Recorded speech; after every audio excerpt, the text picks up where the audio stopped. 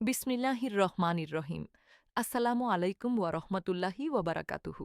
সম্মানিত দর্শক, স্বাগত জানাচ্ছি আজকের বিশেষ প্রতিবেদনে। দেশের প্রায় ১৫ লক্ষ সরকারি কর্মকর্তা কর্মচারী এবং কয়েক লক্ষ পেনশনভোগীর জীবনে সবচেয়ে বড় খবর এখন একটাই: নবম জাতীয় পে স্কেল। দীর্ঘ ১ দশকের বেশি সময়ের অপেক্ষার পর এই বেতন কাঠামো এখন একেবারে চূড়ান্ত পর্যায়ে পৌঁছে গেছে। আজকের প্রতিবেদনে বিস্তারিতভাবে আমরা তুলে ধরব নতুন বেতন কত হবে, কবে থেকে তা কার্যকর হবে, কাদের জন্য কি কি সুবিধা যুক্ত হচ্ছে, আন্তর্জাতিক মুদ্রা তহবিল বা আইএমএফ কেন এতে আপত্তি জানিয়েছে, সরকার এই মুহূর্তে ঠিক কোন অবস্থানে আছে এবং সাধারণ কর্মচারী থেকে শুরু করে দেশের সামগ্রিক অর্থনীতি পর্যন্ত এর কী প্রভাব পড়তে যাচ্ছে। পুরো প্রতিবেদনটি আমরা ধাপে ধাপে সাজিয়েছি যাতে আপনারা সম্পূর্ণ চিত্রটি স্পষ্টভাবে বুঝতে পারেন। চলুন শুরু করা যাক আজকের মূল প্রতিবেদন। প্রথম অংশ: সর্বশেষ অবস্থান। আমরা শুরু করছি সবচেয়ে গুরুত্বপূর্ণ এবং সবচেয়ে সাম্প্রতিক তথ্য দিয়ে। অর্থ মন্ত্রণালয় সংশ্লিষ্ট সূত্র নিশ্চিত করেছে, নবম জাতীয় পে স্কেলের কাজ এখন একেবারে শেষ পর্যায়ে রয়েছে। নতুন বেতন কাঠামোর খসড়া প্রস্তুত হয়ে গেছে এবং মন্ত্রিসভার অনুমোদন পাওয়া মাত্রই এর গেজেট প্রকাশের আনুষ্ঠানিক প্রক্রিয়া শুরু হবে। সূত্র বলছে, আগামী কয়েক সপ্তাহের মধ্যেই এই প্রস্তাব মন্ত্রিসভায় উপস্থাপিত হতে পারে। সবকিছু পরিকল্পনা অনুযায়ী এগোলে আগামী অক্টোবরের আগেই গেজেট প্রকাশের লক্ষ্য নিয়ে কাজ করছে সংশ্লিষ্ট মহল। এখানে একটি অত্যন্ত গুরুত্বপূর্ণ বিষয় দর্শকদের জন্য স্পষ্ট করে জানিয়ে রাখা দরকার। গেজেট প্রকাশে যত সময়ই লাগুক না কেন, নতুন বেতন কাঠামোর আর্থিক সুবিধা গণনা করা হবে চলতি বছরের ১ জুলাই থেকে। অর্থাৎ ২০২৬ থেকে ২০২৭ অর্থবছরের শুরু থেকেই এই সুবিধা কার্যকর ধরা হচ্ছে। ফলে গেজেট পরে প্রকাশিত হলেও সরকারি কর্মকর্তা কর্মচারীরা জুলাই মাস থেকেই বকেয়াসহ নতুন বেতনের সুবিধা পাবেন বলে সংশ্লিষ্ট সূত্র নিশ্চিত করেছে। দ্বিতীয় অংশ: নতুন বেতন কাঠামো ঠিক কেমন হবে। এবার আসা যাক সবচেয়ে বেশি জিজ্ঞাসিত প্রশ্নে: নতুন পে স্কেলে বেতন কাঠামো ঠিক কেমন দাঁড়াবে? নবম জাতীয় পে কমিশনের সুপারিশ অনুযায়ী সর্বনিম্ন মূল বেতন ৮,২৫০ টাকা থেকে বাড়িয়ে ২০,০০০ টাকা করার প্রস্তাব করা হয়েছে। অন্যদিকে সর্বোচ্চ মূল বেতন ৭৮,০০০ টাকা থেকে বাড়িয়ে ১,৬০,০০০ টাকা পর্যন্ত নির্ধারণের সুপারিশ রয়েছে। হিসাব করলে দেখা যায় সর্বনিম্ন স্তরে বেতন বৃদ্ধির হার প্রায় ১০০% কাছাকাছি, যা এতদিনকার সবচেয়ে বড় একক বৃদ্ধি হতে যাচ্ছে। এই প্রস্তাব নিয়ে সরকার একটি পৃথক পর্যালোচনা কমিটি গঠন করেছিল, যারা এখন চূড়ান্ত প্রতিবেদন প্রস্তুত করছে। শুধু মূল বেতন নয়, এর সাথে সংশ্লিষ্ট আরও বেশ কিছু গুরুত্বপূর্ণ পরিবর্তনের কথাও উঠে এসেছে। প্রথমত, বার্ষিক ইনক্রিমেন্টের হার বর্তমান ৫% থেকে বাড়িয়ে ৬% করার প্রস্তাব রয়েছে। দ্বিতীয়ত, বাড়ি ভাড়া ভাতা, চিকিৎসা ভাতা এবং উৎসব ভাতাতেও উল্লেখযোগ্য বৃদ্ধির সম্ভাবনা রয়েছে। তৃতীয়ত, সাধারণ ভবিষ্যৎ তহবিল অর্থাৎ জিপিএফ এর সুদের হারও বাড়ানোর কথা ভাবা হচ্ছে। চতুর্থত, নিম্ন গ্রেডের কর্মচারীদের জন্য আনুপাতিক হারে বেশি বৃদ্ধির প্রস্তাব রয়েছে, যাতে উচ্চ এবং নিম্ন গ্রেডের মধ্যকার বৈষম্য কিছুটা কমে আসে। এবং পঞ্চমত, টানা ১৫ বছর চাকরি করার পর একজন কর্মচারী চাইলে পেনশনসহ স্বেচ্ছায় অবসরে যাওয়ার সুযোগও রাখা হচ্ছে নতুন কাঠামোতে। তৃতীয় অংশ: আর্থিক হিসাব এবং আন্তর্জাতিক মুদ্রা তহবিলের অবস্থান। দর্শক, এবার আসা যাক আর্থিক হিসাবের দিকে, যা এই পুরো আলোচনার সবচেয়ে স্পর্শকাতর অংশ। অর্থনীতিবিদদের ধারণা অনুযায়ী নতুন পে স্কেল পুরোপুরি বাস্তবায়িত হলে সরকারের বার্ষিক ব্যয় প্রায় ৮২,০০০ কোটি টাকা পর্যন্ত বাড়তে পারে। শুধু মূল বেতন নয়, এর সাথে বাড়ি ভাড়া, চিকিৎসা ভাতা, উৎসব ভাতা এবং পেনশন খাতেও ব্যয় বাড়বে সমান তালে। চলতি বাজেটেই এই অতিরিক্ত ব্যয় মেটাতে বাড়তি বরাদ্দের প্রয়োজন হবে, যার পরিমাণ কোনো কোনো হিসাবে ২২ থেকে ২৫,০০০ কোটি টাকা বা তারও বেশি বলে উল্লেখ করা হয়েছে। এই বিশাল অঙ্কের ব্যয় বৃদ্ধির কারণেই আন্তর্জাতিক মুদ্রা তহবিল অর্থাৎ আইএমএফ এই বিষয়ে একটি সতর্ক অবস্থান নিয়েছে। অর্থ বিভাগ সংশ্লিষ্ট সূত্র জানিয়েছে, আইএমএফ নতুন পে স্কেল বাস্তবায়ন অন্তত ২ বছর পিছিয়ে দেওয়ার পরামর্শ দিয়েছে। সংস্থাটির যুক্তি হল, নতুন বেতন কাঠামো এখনই বাস্তবায়ন করা হলে সরকারের ব্যয় উল্লেখযোগ্যভাবে বেড়ে যাবে, যা বাজেট ঘাটতি এবং মূল্যস্ফীতির ওপর অতিরিক্ত চাপ সৃষ্টি করতে পারে। বিশেষ করে চলমান অর্থনৈতিক সংস্কার কর্মসূচির মধ্যে এই বাড়তি ব্যয় সামষ্টিক অর্থনীতির স্থিতিশীলতার জন্য ঝুঁকিপূর্ণ হতে পারে বলে সংস্থাটি মনে করছে। তবে দর্শক, এখানেই আজকের সবচেয়ে গুরুত্বপূর্ণ খবরটি: সরকার আইএমএফের এই সুপারিশ গ্রহণের পক্ষে নয়। সংশ্লিষ্ট কর্মকর্তারা স্পষ্ট ভাষায় জানিয়েছেন, নির্ধারিত সময়সূচি অনুযায়ী নতুন পে স্কেল বাস্তবায়নের প্রস্তুতি চলছে এবং আগামী অক্টোবরের আগেই গেজেট প্রকাশের লক্ষ্যে কাজ এগিয়ে নেওয়া হচ্ছে। অর্থাৎ আন্তর্জাতিক পরামর্শ থাকলেও সরকারি চাকরিজীবীদের দীর্ঘদিনের এই দাবি বাস্তবায়নের অবস্থানেই স্থির রয়েছে সরকার। এই সিদ্ধান্তকে অনেকেই সরকারের একটি স্পষ্ট রাজনৈতিক এবং প্রশাসনিক অঙ্গীকার হিসেবে দেখছেন। চতুর্থ অংশ, কেন এই বেতন কাঠামোর প্রয়োজন হল? এখন প্রশ্ন হল, কেন এই বেতন কাঠামোর প্রয়োজন এতটা জরুরি হয়ে পড়েছে? বাংলাদেশের সর্বশেষ অষ্টম জাতীয় পে স্কেল কার্যকর হয়েছিল ২০১৫ সালে। এরপর থেকে প্রতি বছর ৫% হারে বার্ষিক ইনক্রিমেন্ট দেওয়া হলেও নতুন কোনো পূর্ণাঙ্গ বেতন কাঠামো ঘোষণা করা হয়নি। এই দীর্ঘ সময়ে বাজারে জিনিসপত্রের দাম বহুগুণ বেড়েছে, জীবনযাত্রার ব্যয় ক্রমাগত ঊর্ধ্বমুখী হয়েছে। ফলে বার্ষিক ৫% ইনক্রিমেন্ট বাস্তব মূল্যস্ফীতির সাথে তাল মিলিয়ে চলতে পারেনি। এই বাস্তবতায় সরকারি কর্মকর্তা কর্মচারীদের মধ্যে নতুন এবং সময়োপযোগী বেতন কাঠামোর দাবি ক্রমশ জোরালো হয়ে ওঠে এবং সেই দাবির প্রেক্ষিতেই গঠিত হয় জাতীয় বেতন কমিশন। কমিশন দীর্ঘ পর্যালোচনা শেষে তাদের সুপারিশ জমা দেয়, যেখানে বেতন কাঠামোর পাশাপাশি বিভিন্ন ভাতা, পেনশন সুবিধা এবং কর্মপরিবেশ সংক্রান্ত একাধিক প্রস্তাবও অন্তর্ভুক্ত করা হয়। এরপর ক্যাবিনেট সচিবের নেতৃত্বে গঠিত একটি বিশেষজ্ঞ কমিটি এই সুপারিশগুলো আরও বিস্তারিতভাবে পর্যালোচনা করে। সেই পর্যালোচনার কাজ এখন প্রায় শেষের পথে এবং এখান থেকেই মন্ত্রিসভার টেবিলে যাবে চূড়ান্ত প্রস্তাব। পঞ্চম অংশ, কর্মদক্ষতা এবং জবাবদিহিতা সংক্রান্ত নতুন নির্দেশনা। দর্শক, নতুন পে স্কেলে শুধু বেতন বৃদ্ধি নয়, সরকারি কর্মচারীদের কর্মদক্ষতা এবং জবাবদিহিতা নিশ্চিত করতেও বেশ কিছু নির্দেশনা যুক্ত করার প্রস্তাব রয়েছে।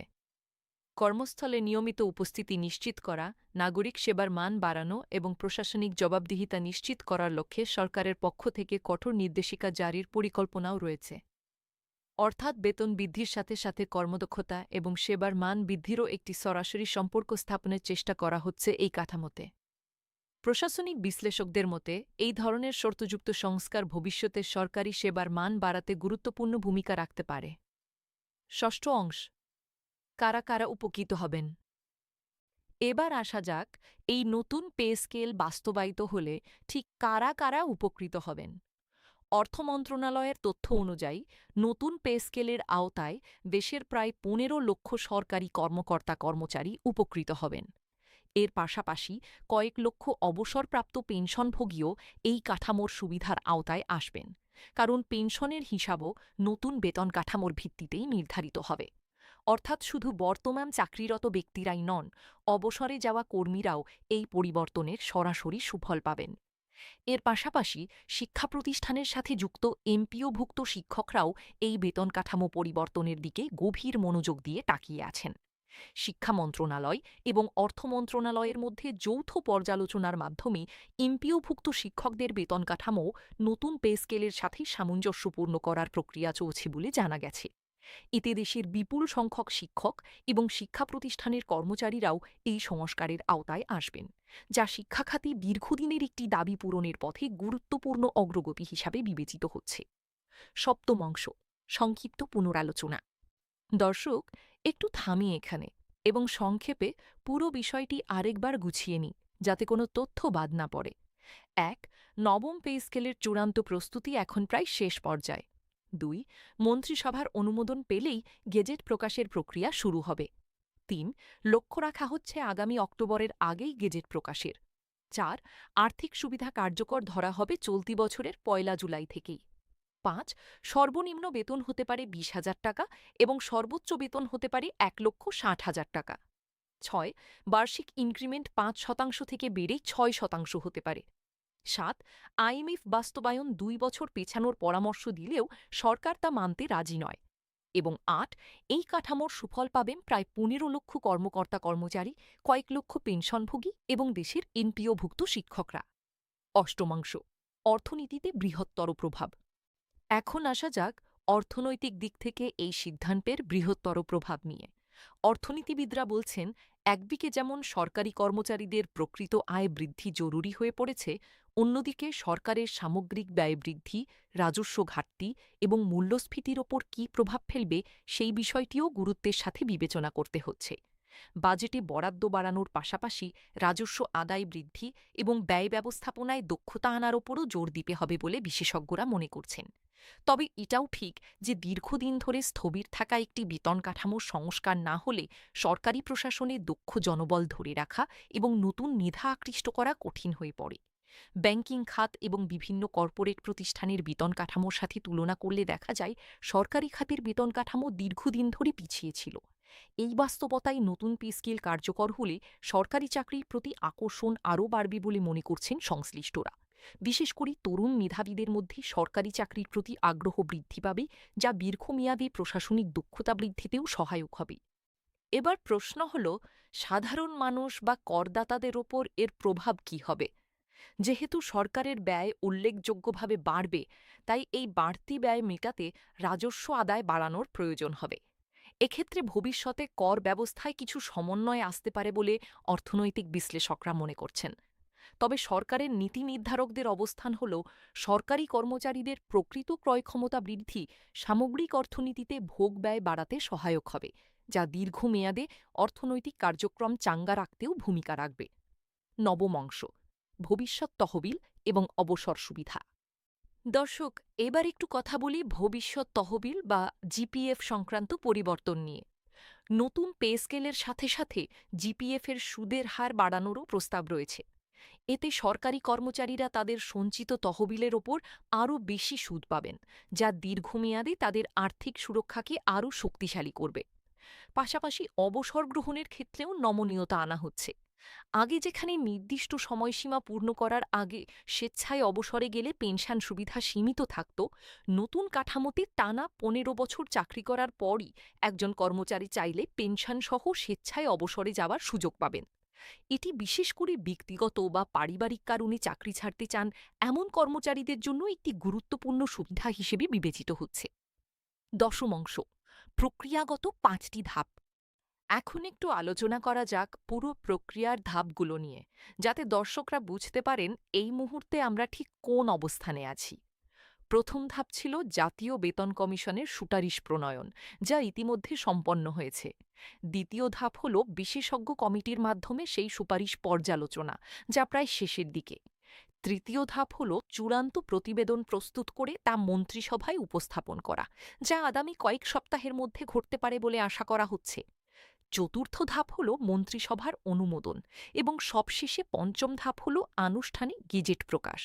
এই ৫টি ধাপের মধ্যে বর্তমানে তৃতীয় এবং চতুর্থ ধাপের মাঝামাঝি অবস্থানে রয়েছে পুরো প্রক্রিয়াটি, অর্থাৎ চূড়ান্ত সিদ্ধান্তের খুব কাছাকাছি।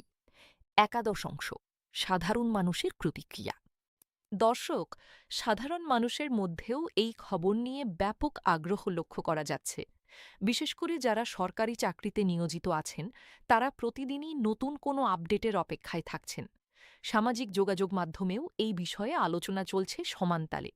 অনেকেই জানতে চাইছেন তাদের নির্দিষ্ট গ্রেডে নতুন বেতন কাঠামোতে ঠিক কত টাকা বেতন হবে, কবে থেকে বর্ধিত বেতন হাতে পাবেন এবং বকেয়া বাবদ কত টাকা একসাথে পাবেন।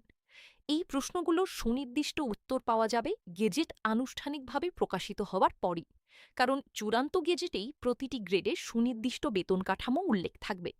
দ্বাদশ অংশ, সামনে কি ঘটতে যাচ্ছে। দর্শক, এখন সংক্ষেপে দেখে নেওয়া যাক সামনে কি কি ঘটতে পারে। আগামী কয়েক সপ্তাহের মধ্যে চূড়ান্ত প্রতিবেদন মন্ত্রিসভায় উপস্থাপিত হতে পারে। মন্ত্রিসভার অনুমোদন পেলে দ্রুতই গেজেট প্রকাশের প্রক্রিয়া শুরু হবে। লক্ষ্য রাখা হচ্ছে আগামী অক্টোবরের মধ্যেই এই গেজেট প্রকাশ করার। গেজেট প্রকাশিত হওয়ার পর প্রতিটি গ্রেডের জন্য সুনির্দিষ্ট বেতন কাঠামো, ভাতার হার এবং অন্যান্য সুযোগ সুবিধার বিস্তারিত তালিকা জানা যাবে। এরপর প্রশাসনিকভাবে তা বাস্তবায়নের কাজ শুরু হবে এবং যেহেতু আর্থিক সুবিধা ১ জুলাই থেকে কার্যকর ধরা হচ্ছে, তাই গেজেট প্রকাশের পরপরই সংশ্লিষ্ট কর্মকর্তা-কর্মচারীরা বকেয়াসহ নতুন বেতন কাঠামোর সুবিধা পেতে শুরু করবেন। শেষ অংশ, সমাপনী মন্তব্য। দর্শক, দীর্ঘ ১ দশকের বেশি সময় পর সরকারি চাকরিজীবীদের জন্য এই বেতন কাঠামো পরিবর্তন নিঃসন্দেহে একটি গুরুত্বপূর্ণ ঘটনা। একদিকে এটি লক্ষ লক্ষ পরিবারের জীবনযাত্রার মানে সরাসরি প্রভাব ফেলবে, অন্যদিকে এটি দেশের সামগ্রিক অর্থনীতি এবং রাজস্ব ব্যবস্থাপনার উপরও গুরুত্বপূর্ণ প্রভাব ফেলবে। সরকার এবং আন্তর্জাতিক মুদ্রা তহবিলের মধ্যকার ভিন্ন অবস্থান এই প্রক্রিয়াকে আরও আলোচনার কেন্দ্রবিন্দুতে নিয়ে এসেছে। তবে সবকিছু মিলিয়ে এখন পর্যন্ত যা জানা যাচ্ছে তাতে সরকার নির্ধারিত সময়সূচি অনুযায়ী এই সংস্কার বাস্তবায়নের পথে দৃঢ়ভাবে এগিয়ে যাচ্ছে। আমরা আমাদের এই প্রতিবেদনে চেষ্টা করেছি নতুন পে স্কেলের প্রতিটি গুরুত্বপূর্ণ দিক আপনাদের সামনে তুলে ধরতে। মূল বেতন কাঠামো থেকে শুরু করে ভাতা, পেনশন সুবিধা, আন্তর্জাতিক মুদ্রা তহবিলের অবস্থান এবং সরকারের প্রতিক্রিয়া পর্যন্ত সবকিছুই আমরা তুলে ধরেছি। যেহেতু বিষয়টি এখনও প্রক্রিয়াধীন, তাই এর সাথে সংশ্লিষ্ট যে কোনো নতুন তথ্য বা সিদ্ধান্ত আসা মাত্রই আমরা আপনাদের জানিয়ে দেব। দর্শক, আজকের প্রতিবেদন এখানেই শেষ করছি। নতুন পে স্কেল সংক্রান্ত পরবর্তী প্রতিটি আপডেটের জন্য চোখ রাখুন আমাদের চ্যানেলে। আপনাদের মূল্যবান সময় দিয়ে আমাদের সাথে থাকার জন্য আন্তরিক ধন্যবাদ। আল্লাহ হাফিজ। আসসালামু আলাইকুম।